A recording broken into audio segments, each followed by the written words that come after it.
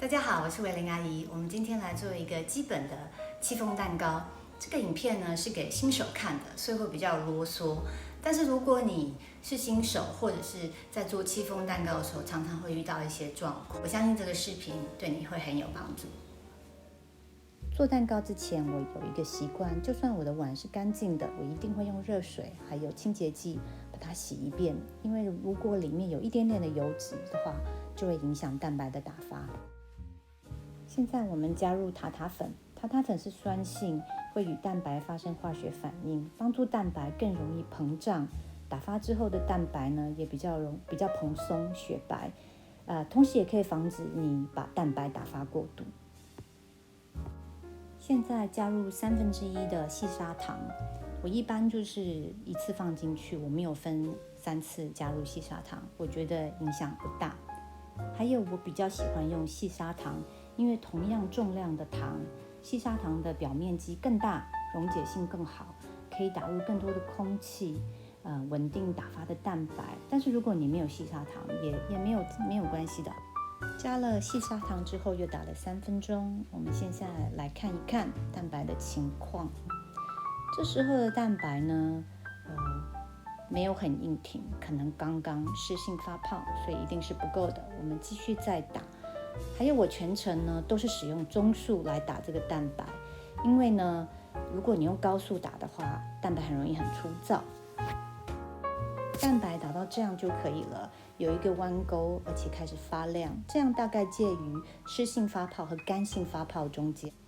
如果你是新手，很担心消泡，你可以再打1分钟，让你的弯钩是比较直立一点的，可是还不到干性发泡。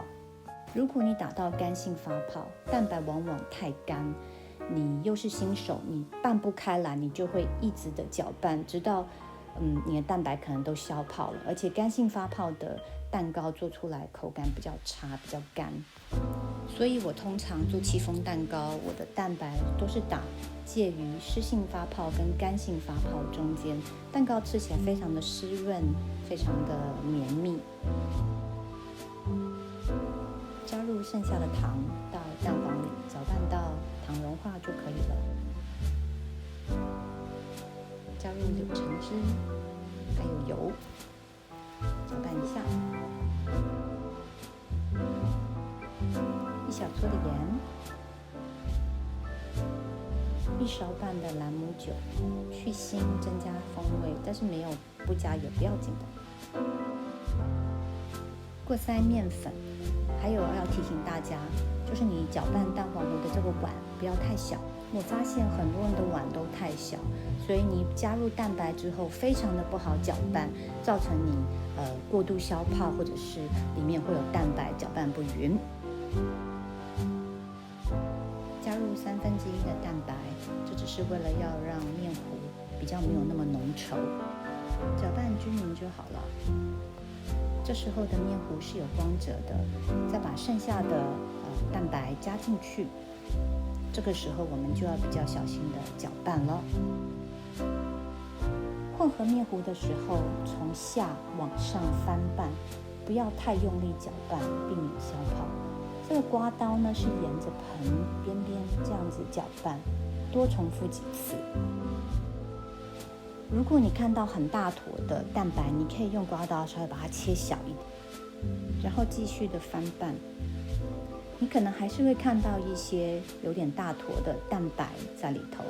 这个时候呢，你可以在表面把它轻轻的抹开，不要再翻拌了，因为你再一直翻拌下去，可能要消泡了。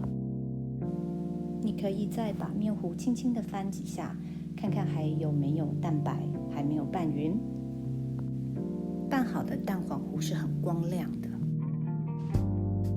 最好是一气呵成把面糊倒进去，不要把模具转来转去，你这样子会有更多的空气到面糊里头，你的蛋糕可能会有一些洞。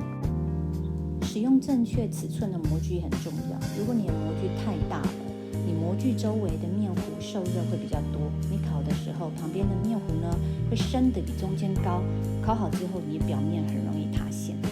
理想的高度就是把面糊填到距离模具顶端2公分的高度，震出大气泡，然后放入预热好的烤箱140分钟。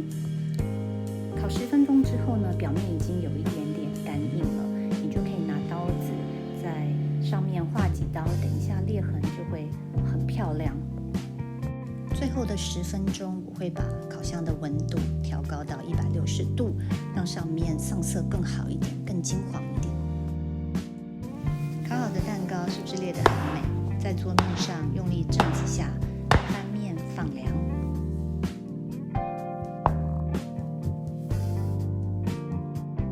用刮刀在蛋糕的周围轻轻地划几下，蛋糕就可以脱模了。烤好的蛋糕应该是不塌陷、不缩腰，蛋糕里面的组织很细密，没有太大的气孔，吃起来呢，口感应该是湿润的。